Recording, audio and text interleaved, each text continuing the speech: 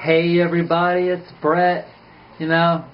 Lately I have been doing a lot of transitionary cleansing, healing, thinking, and trying to not think and just allowing myself to heal. And you can always tell when I'm going through tougher times. I get irritable and I thrash on things and people. But I think I'm getting through another cycle of healing, and now I can reflect on things I've been doing lately, working on. First of all, I'd like to say that I have been guilty. I've been guilty of being the person that burns the gas to survive, the person that was addicted to all the things that I'm telling you that I want to get off of, the person that's gradually working towards being just happy with simple things. And so, if I can get up in the morning, I can just see it. If I can get up in the morning and I walk out into a beautiful courtyard and I feel really good from a good night's sleep, and I can see the sun coming up over the horizon. And there are some other people also getting up at the same time, and I'm like, hey, what do you want to have for breakfast? And we all kind of come to a consensus, and we make some good breakfast, and we play a little hacky sack, and then I'm like, well, we've got a few orders for some millet hull pillows. We've got some custom orthotics we need to knock out, and then after that, maybe we can work on the garden, and we still need to mud that house over there, or we need to do that fence over there. We need to work on the compost pile, or we need to respond to some emails that people have sent to us. Just some typical things that might need to be done in a community. A community of like-minded people that are working towards a more sustainable existence. And I'm not talking about an existence where people get up on Monday morning and they're thinking, oh my God, I have to go back to that job and do that miserable thing again today. I'm talking about where people enjoy doing the things that they do because they don't have to do it too much. They're not slaves to the system, and they're not slaves to paying taxes because they've figured out a way to to live below the radar.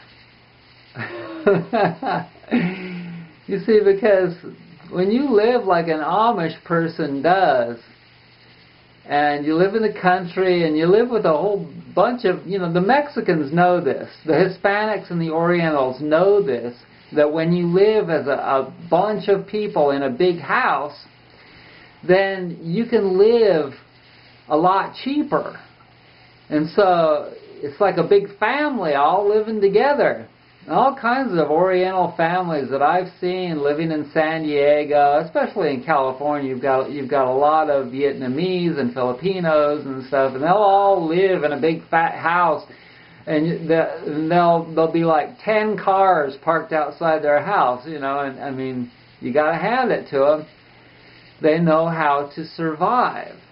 And it's kind of the same thing with the community, but what I want to do here is find a bunch of people that you've been watching my videos, and you know my thinking, and you know my ways, and you know what my products are, and all the things that I think are important to be able to survive, and the things that I think are pertinent for an understanding of spirituality and just logical things. And if you groove with that, then you might be a person that might be great for the community that I want to start. And I don't know where and when this thing is going to happen. I can tell you that right now I am pretty good where I'm at, and that I'm doing a lot of healing, and that it's going to be a while before I can achieve this thing. I don't know how long, like I said, but I can start manifesting now. I can get this thing going, and yeah. So be happy.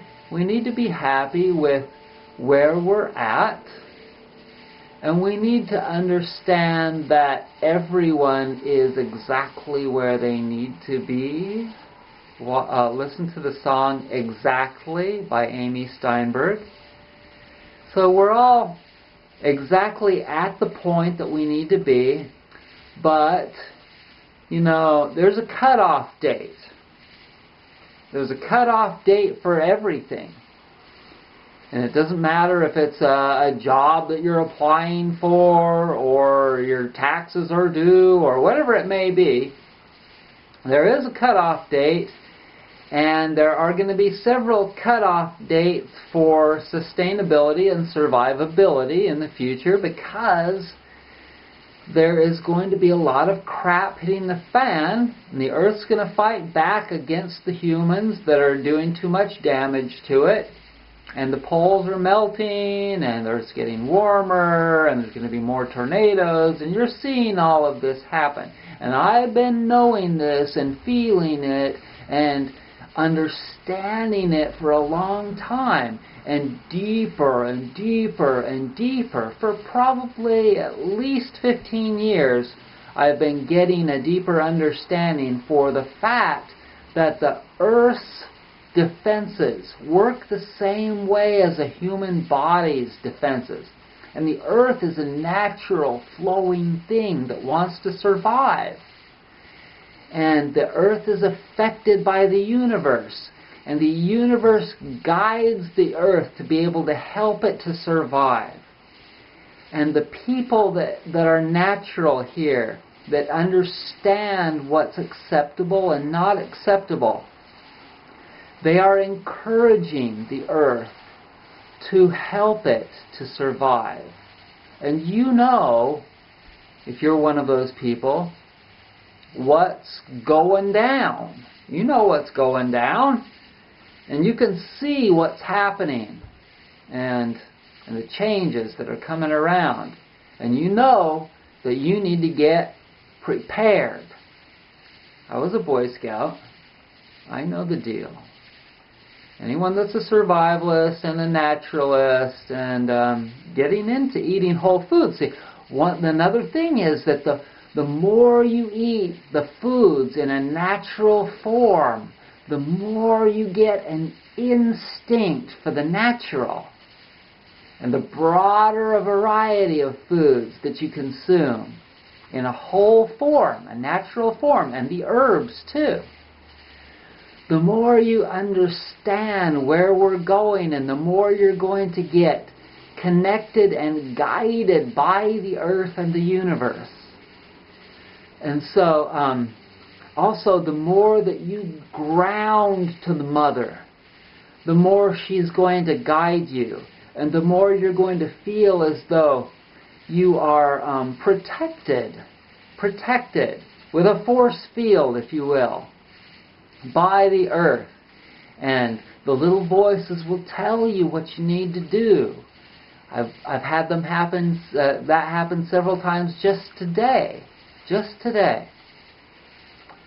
And so stay tuned to me, and through the next couple years, 2, 3, 5 years, we're going to get prepared, some of us, and we're going to make a move. And we're going to get going with the prospect of survival and happiness and unaddiction to all the things that we don't want to be addicted to. And connected to the things, the simple things, the fun things that you did when you were a kid, like playing touch football or hacky sack or something, some non-contact, gentle thing, or reading books, gardening, climbing trees, for God's sake. Just things that are fun and aren't requiring any kind of military protection.